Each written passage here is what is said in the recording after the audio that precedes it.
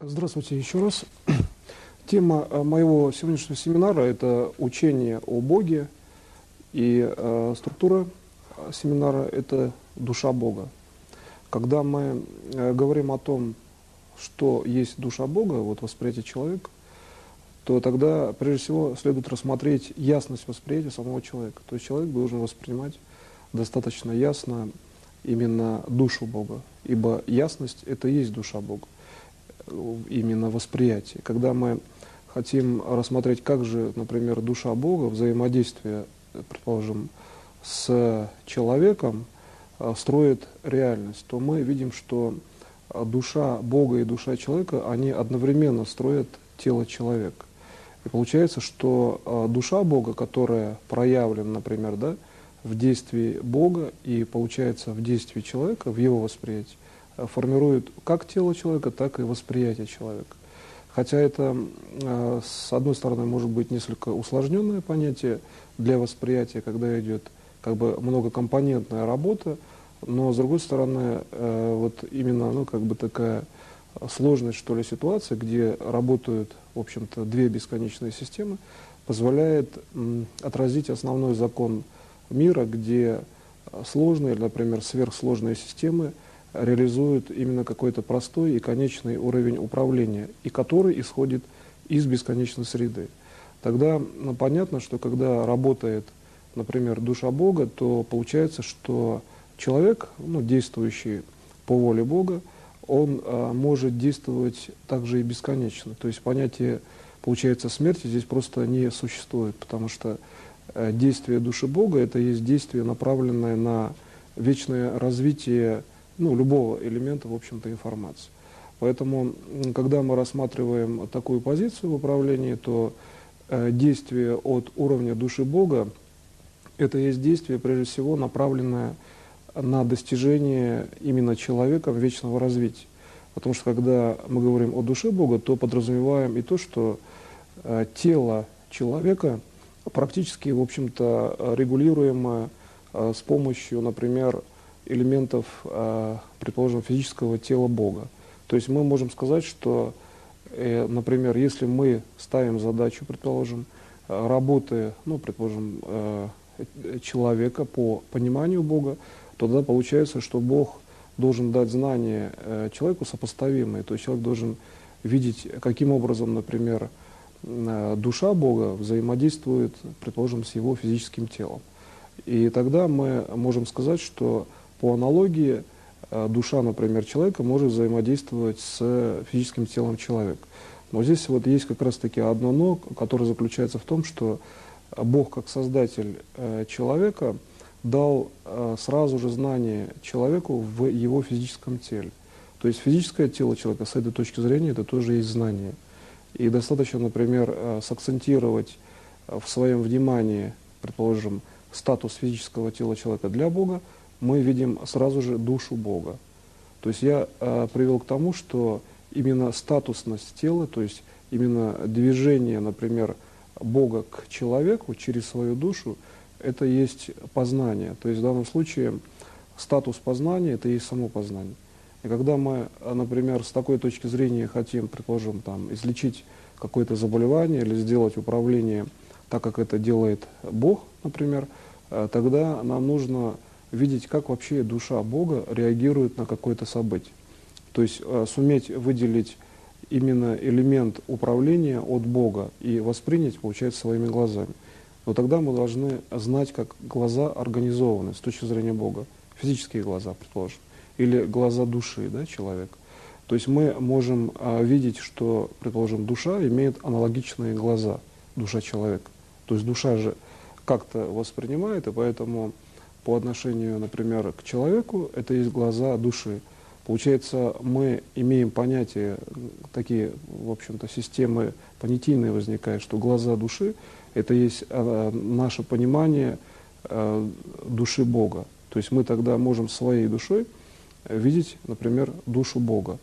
В контексте того, что эти явления, они неразрывны, то есть Создатель, Бог, создавший, например, душу человека, он в какой-то точке все равно не теряет разрыва с душой, и более того, где-то присутствует постоянно. Ну, предположим, по аналогии с человеком, человек родился, есть пуповина, она как-то разрывается после родов, но тем не менее дальше происходит процесс такой, что, например, мать, она может контролировать все-таки ребенка посредством, предположим, там, духовного восприятия, да, кроме физического.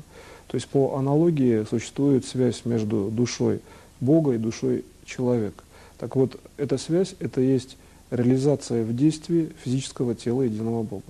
То есть мы можем видеть действие этого тела, и поэтому получается, что как только мы входим в параметр именно как бы содействия, да, может быть, микроскопического действия, какого-то микроэлементного действия, мы можем вполне действовать осознанно, когда значит, речь идет о многомерных или о многообразных процессах.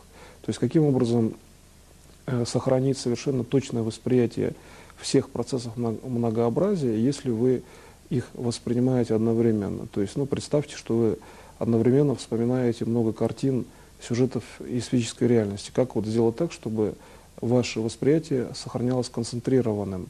Вот в данной технологии, когда вы работаете именно над многомерной информацией, это сделать вполне можно, достаточно только лишь сконцентрироваться на уровне действия физического тела Бога, там, где проявлена также и ваша душа.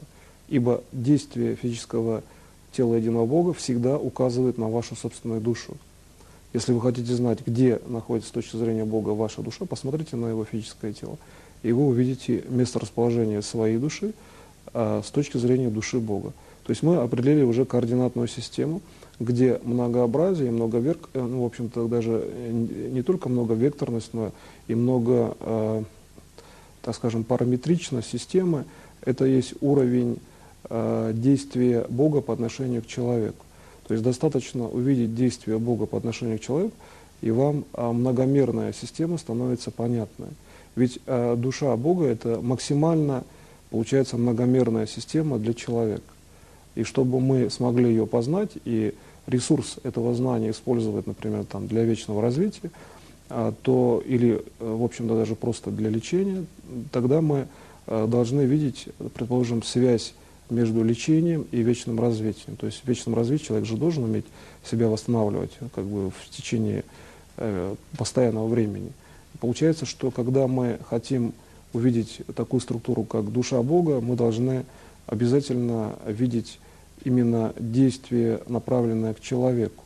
То есть смотреть фактически как бы глазами Бога, но уже физическими глазами. То есть мы должны понять, как физические глаза Бога смотрят на человека. Если для определения, например, души Бога мы смотрим глазами своей души, то есть глазами, например, души человека, то обратное действие – это есть понимание именно зрения Бога, как вообще Бог видит вас. И когда вы начинаете это понимать, вы вполне можете реагировать. Простой пример. Если вы знаете, что другой человек, например, знает о том, предположим, где вы находитесь или что, например, делаете, тогда другой человек может на физическом уровне дать какие-то рекомендации или пожелания, то есть он вас видит, да, и существует уже обратная связь. Или же даже вы говорите по телефону, существует как бы координатный уровень. То есть другой человек знает про вас, да. Вот, когда вы попадаете в это, в общем-то, известное чувство, вы начинаете видеть следующую сущность. Вот почему Бог должен видеть вас. Когда вы показываете ему свое местонахождение, вы получаете от него информацию. И в этом случае вы получаете информацию от его души. Здесь вот важный очень аспект в познании, что душа реагирует только на ваше, в общем-то, свободное проявление воли. Вот здесь вот есть особенность именно в технологии данной структуры управления. Но как только вы видите, что душа Бога, например, работает, предположим, на вас именно со своей свободной воли, то вы видите, что вы получаете абсолютное решение всех вопросов уже с точки зрения Создателя, единого Бога. Вот как только вы получаете это явление, да, именно решение вопросов так, как это делает сам Бог, своей душой причем, то получается, что вопросы решены именно фундаментально или, например, окончательно с точки зрения там, конкретного данного дела. То есть, предположим, когда вы делаете управление, и вам нужно понять, а вы достигли ли управления или нет, да?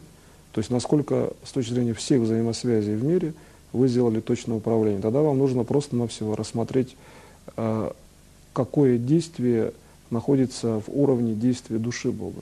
То есть, когда вы видите, что Бог действует своей душой, значит, действие достигнуто гармонично, и оно всеобщее. То есть, оно окончательно. Это и есть результат. С точки зрения технологии именно вечного развития, это колоссально важное знание, потому что в критерии вечного развития существует только уровень знания, по сути. Ибо там миллионы следующих лет, что будет через миллион и секунду, это есть ответ на данный вопрос. И когда вы, например, делаете управление, ну там, предположим, человек прожил миллион лет, дальше на следующую секунду он должен знать, что он и дальше будет жить, тогда получается, что вот знание окончания действия, да, точное знание, которое хранится, в общем-то, как бы в генокоде, скажем, да, самого человека, или назовем так, в матрице его души, это есть действие души Бога, свободное действие. По аналогии с тем, что именно душа человека, свободная, причем душа человека решает основные параметры в управлении, также и свободная душа Бога делает окончательное действие для человека. Но ведь по сути Бог-то он всегда свободен. Так вот, учитывая, что действие души это есть всеобщее действие, поэтому в данном случае я рассматриваю именно механизм действия души Бога, потому что для Бога его физическое тело это проявление, по сути это для человека, чтобы человек мог вечно развиваться по аналогии, то есть передача знаний через физическое тело для восприятия человека может быть локальным. Ну, например, там, физическое тело единого Бога делает какое-то действие, и человек может научиться какой-то конкретной, предположим, системе или какой-то системе управления, в том числе доступом, да, к уровню души Бога, но при этом он учится, в общем-то, в данном случае совершенно четко видно, как уровень от человека к человеку, то есть он учится конкретной технологии, и технология в данном случае может быть, хотя она и всеобщая, но достаточно четко завязана, например, на физическое тело единого Бога. То есть, как, предположим, человек учится у человека. То есть это все-таки уровень передачи, где человек может познать, в том числе и бесконечную сущность мира, и управлять макроструктурой мира, но при этом он должен, например, в памяти вспомнить, вот где физическое тело единого Бога в этот момент было и чему он научился. Когда мы говорим о передаче знания через управление, где дает знание именно душа Бога, то здесь мы видим статус всеобщности и одновременности. То есть душа Бога, делая какое-то одно действие, например, делается излечение от какого-то там небольшого заболевания, да, как бы именно по объему или какого-то неопасного заболевания. И получается, что если заболевание небольшое по объему ткани, то есть затрагивает небольшое количество ткани в процентном отношении, например, ко всему организму, или же оно совершенно не опасно, получается, что данное действие моментально распространяется на всех. То есть когда человек видит душу Бога, он видит весь механизм лечения. Но когда мы, например, рассматриваем конструкцию управления с данного уровня дальше, то получается, что для Бога достаточно только один раз создать здорового человека, и все, кто имеет доступ, они всегда здоровы, получается, или могут восстанавливаться. Потому что зачем Богу предпринимать дальнейшие действия, когда человеку достаточно просто найти канал знаний и это увидеть, да? То есть практически прийти в норму. А дальше из уровня здоровья дальше возникает уже уровень практически благоприятного сложения событий или благоприятного сочетания событий данного человека, где понятие сочетания это есть действие, опять же, и души Бога, и физического тела единого Бога.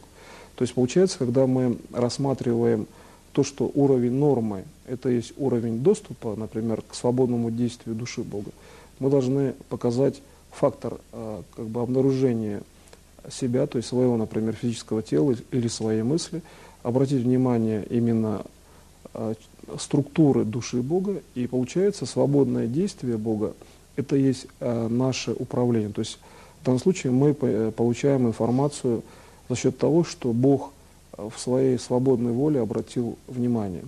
И получается, мы работаем именно в контексте так же, как с человеком в данном случае. То есть оказывается, что с таким, в общем-то, макроуровнем, как душа Бога, мы можем работать практически по уровню просто как человек с человеком. И исходя из этого, получается, что если мы, например, ну, как бы в практике, что ли, обычного понимания считаем, что, предположим, душа Бога это, ну, вроде бы как бы такое многосложное понятие и такое макропонятие, то получается, что освоение именно этой технологии познания, как вообще рассмотреть и увидеть душу Бога, приводит к человеческому уровню познания. То есть с точки зрения души, значит, Бог более человечен. Ну, в общем-то, это как вывод, да? Но дело в том, что когда мы рассматриваем процесс управления, например, относящийся к тому, что если мы, например, рассматриваем процессы воскрешения или процессы излечения от каких-то там сложных заболеваний, хотя эти могут быть абсолютно не связаны, воскрешение это совершенно независимый от лечения процесс. То есть самое даже тяжелое заболевание это не есть воскрешение. Ибо если человек не значит, ушел, получается, в биологическом смысле не имел, например, распада, то получается, что он и не умирал. Вот понятие неумирания – это есть основной аспект в системе управления с точки зрения души Бога. Вечная душа Бога формирует вечное физическое тело. То есть по аналогии, получается, с этим мы вполне можем рассмотреть процесс следующий, что когда душа Бога реагирует на человека, именно как душа Бога, то есть душа осознает и самоосознает себя как именно душа Бога, то получается мы можем рассматривать такой же процесс и по отношению к человеку. Вот я сказал понятие самоосознания, то есть в душе Бога есть такой элемент, вот это вот очень важно, что элемент самоосознания, что это душа именно Бога, это есть волевое действие самого Бога. То есть Бог дал элемент самоосознания душе для того, чтобы душа была способна творить бесконечную реальность. И как только человек, ну как бы вот эту пружину, что ли, в системе развития информации находит, он начинает понимать, что если он осознает структуру вечного и бесконечного доступа своей души в любую систему информации, тогда он тоже может творить вечное развитие. Может быть, конечно, не совершенно однозначно так, как делает душа Бога, но, по крайней мере, Бог заложил приемлемое для человека понятие в свою собственную душу с точки зрения восприятия человека. Но когда мы рассматриваем с точки зрения Бога, он же и так знает, что он творит все. То есть он и так вечен, он и так знает, что это он и есть, да? Это и есть его душа.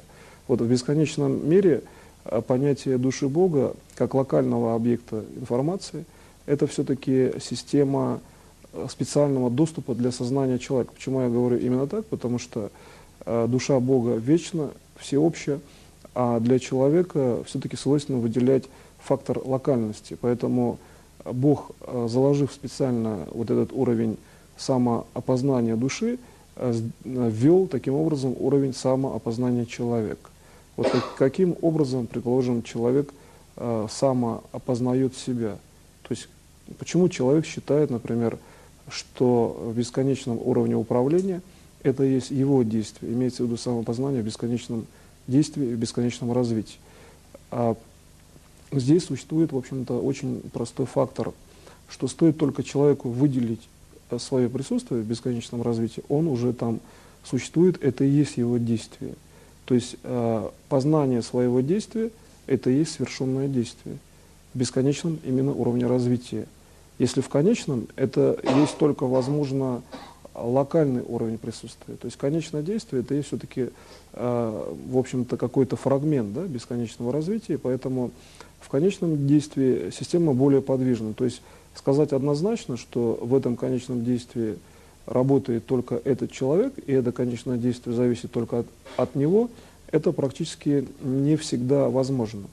Но когда мы говорим о бесконечном действии, то мы видим, что в бесконечном действии именно фактор всеобщности дает человеку возможность выделить свою собственную линию поведения. То есть человек может фактически научиться у самого себя.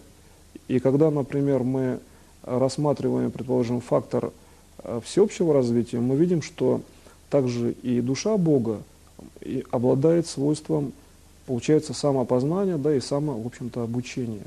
То есть элемент саморазвития души Бога — это принципиально важный момент, отличающий душу человека от души Бога.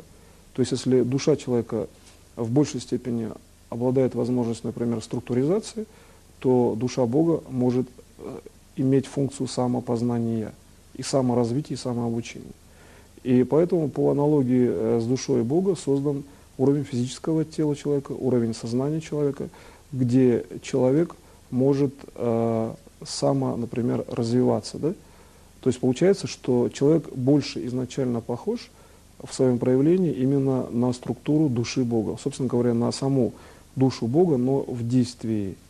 И получается, что когда мы рассматриваем дальше этот процесс, то так как оказывается, что человек более приближен к фундаментальному уровню Бога, мы вполне можем посмотреть, как из души Бога создается физическое тело единого Бога, если мы, например, рассмотрим статус организации сознания Бога возле души Бога. То есть, например, рассмотрим уровень, где Бог — это есть также и человек, и мы хотим посмотреть, как возле, например, души Бога формируется его собственное сознание. Так вот, сознание Бога с точки зрения восприятия человека — это есть действие человека, но в бесконечном развитии. То есть критерий мышления Бога — это всегда бесконечное развитие человека. И когда вы, например, начинаете, вот этот несколько усложненный, возможно, для восприятия окружающих или других людей, которые не занимаются, например, бесконечным уровнем развития в каждом действии рассматривать, то вы видите, что с точки зрения вашего процесса этот фактор простой. То есть задача, в общем-то, она тривиальная, простая. Как научить сложным знаниям других людей, да? Если эти знания считать сложными. Достаточно просто-навсего выйти в точку зрения, что с точки зрения некоторых людей эти знания сложные, и тогда для вас они станут простыми, и ваше, в общем-то, состояние именно простоты усвоения этих знаний передаст им простые конструкции для понимания. То есть другие люди также усвоят эти знания. То есть вот если мы считаем, что что-то является сложным для познания, то получается, что по сути для всех это не сложно. Как бы обратный смысл, да, данного утверждения. Если сложно для одного лица, значит для всех это не сложно. И по такому принципу самопознания развивается именно душа Бога.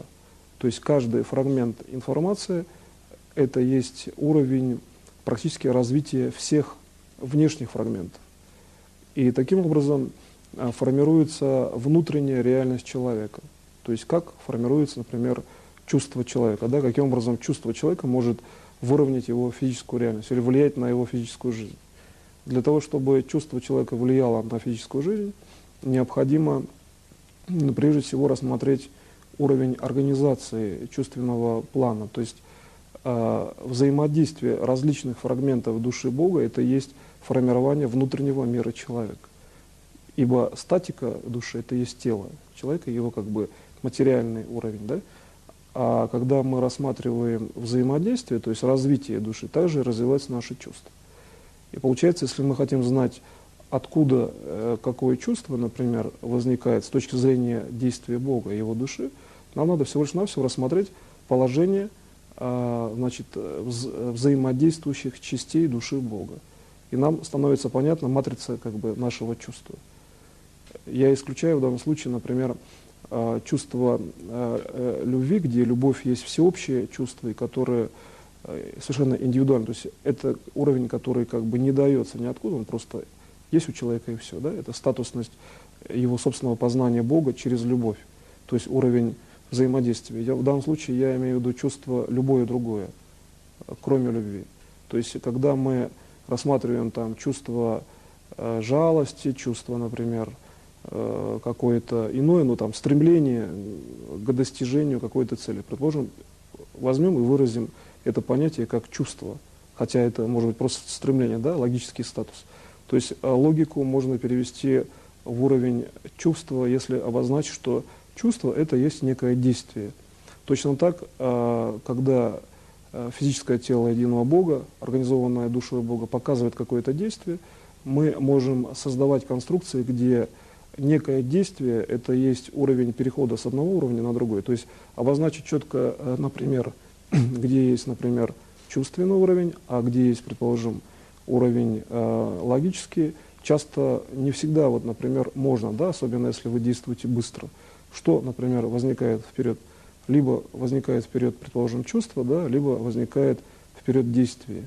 Тогда получается, что когда вы начинаете работать вот именно в этой системе, вы можете очень четко разграничить информацию, то есть что изначально сигнал реальности, то есть что будет в будущем, или элемент мышления, то есть вы в данном случае какую-то информацию, предположим, продумываете, или это есть реальность будущего.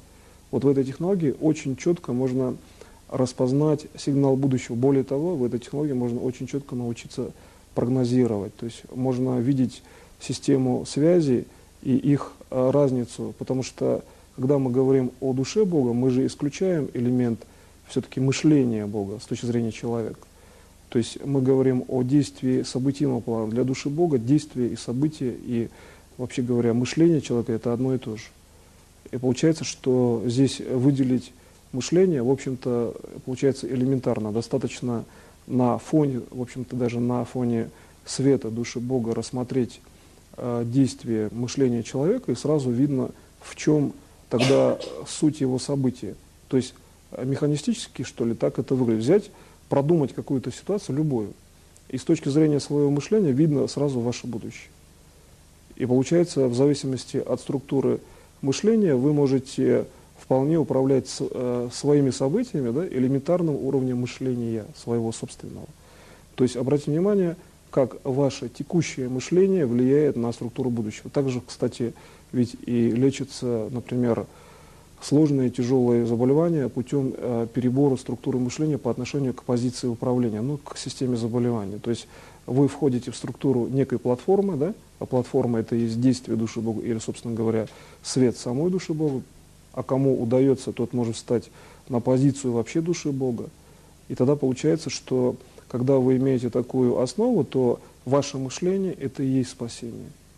Причем, кстати говоря, любое мышление — это и есть спасение элемента, который в вашем восприятии.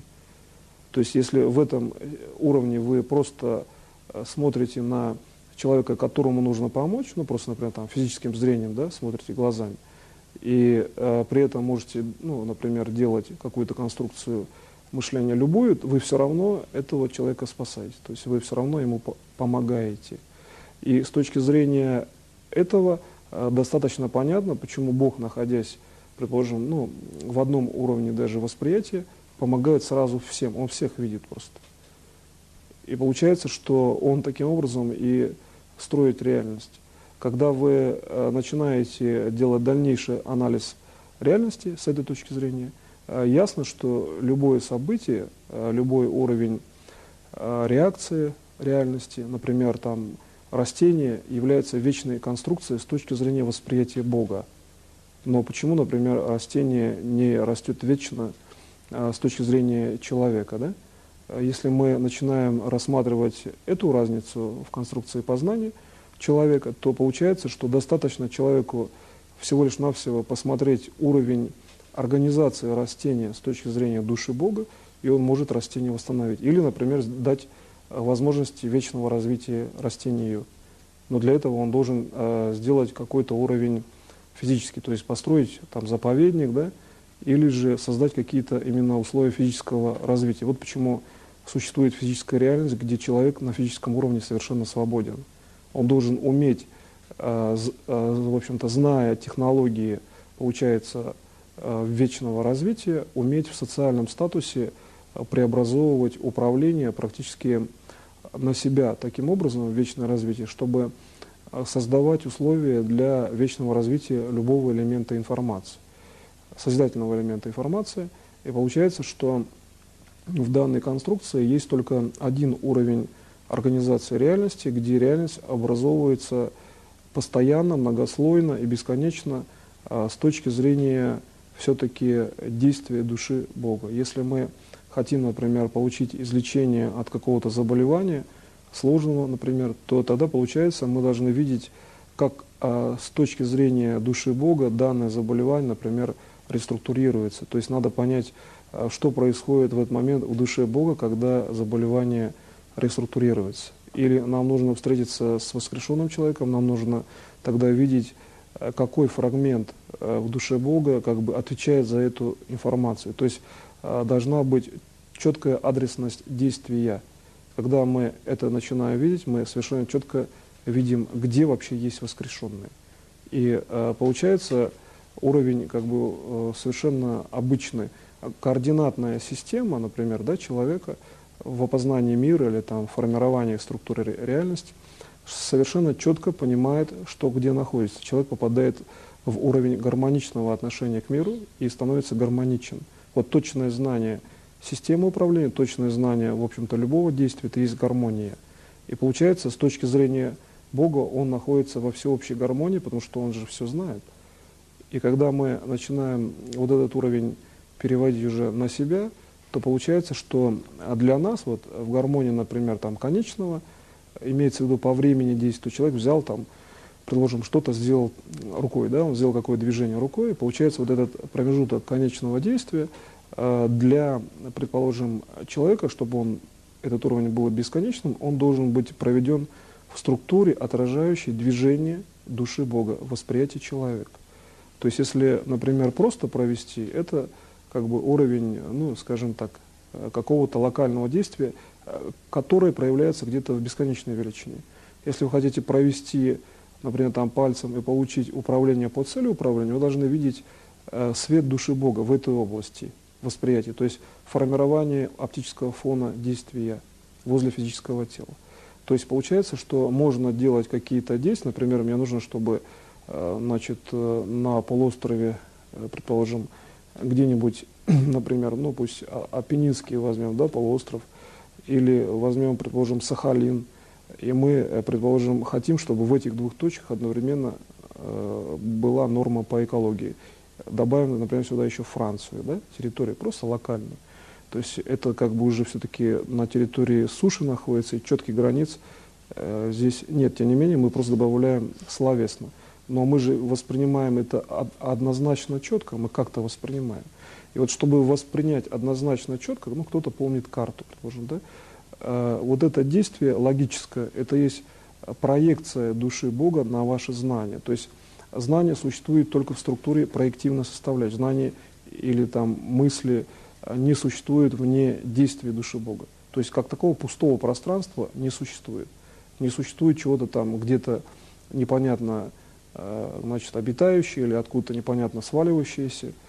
Все существует в очень четкой системе координатной, именно по структуре души Бога.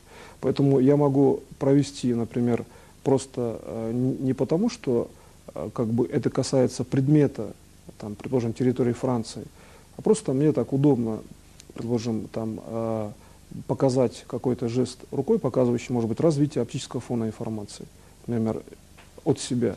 И я получаю управление на 3 территории, но при этом я должен видеть реакцию души Бога. Когда я вижу жизнь во всеобщем проявлении, включая и жизнь, например, своего организма, да, собственную жизнь, жизнь тех людей, которые участвуют в этом процессе. Вот имейте в виду, когда вы работаете с душой Бога, вы можете четко увидеть коллегиальность присутствия тех людей, которые занимаются этим же процессом. Что колоссально важно, например, при распространении моих технологий, именно передачи как бы тем группам учеников информации, которые работают над одним и тем же процессом или там в данное время. То есть можно с помощью этой технологии рассматривать, кто из присутствующих, вообще говоря, что делает. Ну, это как вот настройки, да, при строительстве здания четко видно, кто что делает. То же самое можно рассмотреть с точки зрения организации, например, иммунной системы человека. То же самое можно рассмотреть, как строится, вообще говоря, орган человека с точки зрения, например, клеточного уровня. То есть какой уровень клеток, вообще говоря, по всему организму отвечает за конкретный орган, за его функции или же, вообще говоря, в целом за жизнедеятельность человека. То есть эта позиция позволяет очень четко обозначить системность в подходе, например, там какая-то система организма. И получается, мы очень четко можем увидеть в данном уровне, что нужно сделать, чтобы восстановить какую-то конкретную систему уже организма. То это, в общем-то, мы получаем в данном случае системный уровень мышления. Как только мы получили этот системный уровень мышления, мы можем выйти на структуру над человеком, то есть на структуру вне физического тела человека. То есть из внешней системы мы можем восстанавливать человека, оздоравливать, создавать ему вечную жизнь, и при этом мы можем, например, там, воскрешать и так далее. То есть получается умение выделять, в общем-то, следственный или там, фактологический именно коллективный сигнал по цели управления, по общей цели, это и система внешнего управления. Логически понятно, почему так, потому что стоит только как бы рассмотреть позицию, предложенную вне человека, социальный статус, там человек где-то ходит, он участвует в каких-то социальных там программах, он что-то ест, пьет и так далее, то есть это как бы внешний уровень. И выход во внешний уровень — это есть соприкосновение с душой Бога. С точки зрения как бы ментального развития. То есть мысль может уйти в бесконечность, мысль может соприкоснуться с душой Бога на любом расстоянии. То есть все, что на этом уровне прилегает к человеку, это есть мягкое действие души Бога. То есть вот эта мягкость, то есть именно мягкий уровень вечного развития человека, ему комфортно. То есть человек должен находиться как бы на мягком фоне, что ли, информационного развития. То есть здесь нет каких-либо жестких сегментов. Вот когда вы начинаете на такой уровень выходить, вы видите, что любой уровень как бы жесткости, любой уровень звеньевой или любой уровень остановки действия, это есть управление самим собой причем. То есть вы можете управлять с собой, предложим там излечивать себя. До этого, в общем, просто для этого нужно зафиксировать в какой-то точке структуру сознания. И эта фиксация вас лечит. Потому что вы вышли в систему контроля над самим собой. По аналогии с тем, как это происходит в душе Бога. Один фрагмент контролирует другой фрагмент всего лишь навсего элементом геометрического выхода. В данном случае так получается. И тогда получается другой фрагмент полностью контролируем. И если этот вариант контроля, в общем-то, он такой, что он достаточно просто познаваем, то то, что контролируем элемент внешнего управления, и он контролируем им, то есть Богом, и вы можете контролировать сами, то получается вы имеете уровень, когда, например, в одном слое вы можете сделать двоякое управление, то есть одним словом смысл двух управлений осуществить. То есть вы можете одним действием организма, да, то есть зрением осуществить действие, как идти и вообще говоря, что делать дальше. Как идти на физическом уровне, что делать дальше, имеется в виду в плане мышления. И получается, что физическое действие, то есть сигнал восприятия может переходить по аналогии как в физическое действие, так и в действие информативное. То есть любой внешний сигнал может иметь другое свойство. Я просто анализирую всего лишь навсего, что может сделать человек. И по аналогии с этим ясно, что душа Бога, где функции действия не ограничены, могут в данном случае быть правильно бесконечные свойства сигналов. И вот одно из свойств, это, например, создание человека, получается, что человек – это есть проявление бесконечной величины действий души Бога. И отсюда ясно, что человек олицетворяет собой весь мир, потому что он построен через бесконечные действия, через возможность бесконечного действия. То есть возможность олицетворяет у Бога и, собственно говоря, само действие. Если возможность бесконечно действует, значит и действие бесконечное. Также построено мышление человека. Если, предположим, мысль человека – это есть действие, например, конечное, то есть, например, человек считает, что он промысливает какую-то ситуацию, то получается у него фактор бесконечности, он как бы устроен в обратной связи. То есть его мысль выходит в структуру его бесконечной организации. И вот по этому каналу очень просто перейти от мысли к действию Бога. То есть к действию, например, души Бога по отношению к человеку, к действию сознания Бога по отношению к человеку. И можно увидеть, что сознание Бога организовывается для человека в самом человеке. То есть он может иметь элемент божественного сознания.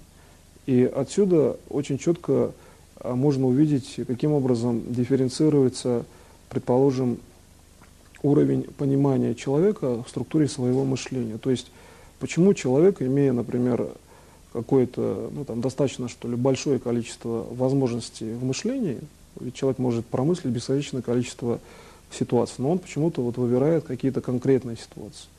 То есть если мы хотим познать в себе, например, или в другом человеке, почему человек выбрал конкретную систему решений, то тогда нам просто нужно увидеть переход из величины мысли в бесконечную величину. То есть из конечной величины оконченной фразы мышления в бесконечную величину. И тогда видно, что понятие, например, ясновидения, понятие дистанционного доступа, это есть просто уровень реакции на данную точку зрения. То есть мы всего лишь навсего в данном случае смотрим, что делает душа Бога по отношению к этому событию. И таким образом формируется вместе с Богом, например, максимально благоприятное событие.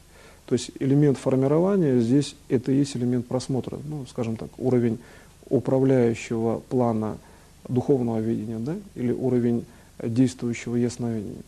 И когда мы видим данную конструкцию, мы вполне можем дальше уже прогнозировать, то есть что будет, например, с конкретным человеком, что у него, например, может быть, в виде какой-то проблемы со здоровьем, возможно, и даже более того, мы сразу выравниваем. То есть эта точка зрения позволяет максимально в одном импульсе сначала выровнять, а потом, может быть, фиксировать какое-то уже небольшое следствие. То есть основной диагноз может быть излечиваем сразу.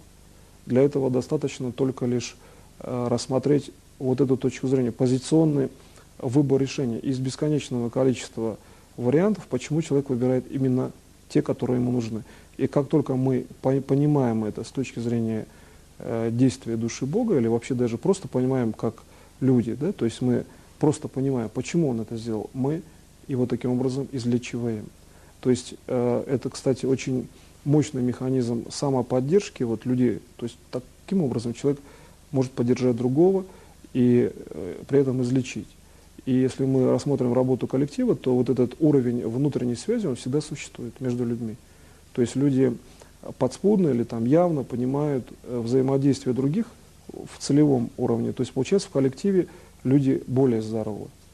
И когда мы, например, рассматриваем процесс целевой, ясно, что в коллективном уровне человек может больше достичь за счет коллективного труда, то здесь стремление Бога к нему в его коллективном действии, это и есть то, что Бог настолько сконцентрировал все элементы событий у себя, что он достигает любого управления. То есть всего лишь навсего, это понятно, логически становится. То есть чем больше уровней сводится к нему, чем более осознанное, что ли, более целевое действие для его души в каждом аспекте управления, даже и для сознания, для духа Бога, для физического тела Бога, тем он, получается, быстрее, так скажем, достигает абсолютного управления.